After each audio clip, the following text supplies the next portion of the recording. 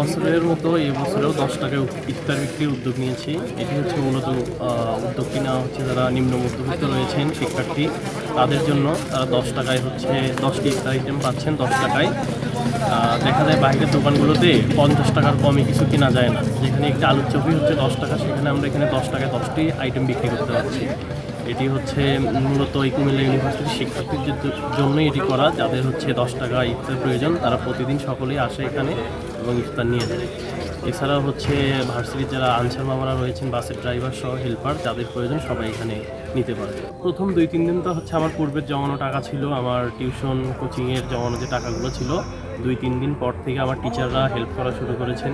তারপর হচ্ছে অন্যান্য বিভাগের টিচাররাও হেল্প করতেছেন, সেগুলো দিয়ে আগামী দিনগুলোতে চলবে। কিন্তু আমার বিভাগের স্যার ম্যামরা সহ অন্যান্য বিভাগের স্যার ম্যামরাও এখানে কন্ট্রিবিউশন করেছে। এটা দিয়ে যতদিন সম্ভব আশা করি 15 রমজান পর্যন্ত এটি হচ্ছে কন্টিনিউয়াসলি চলবে।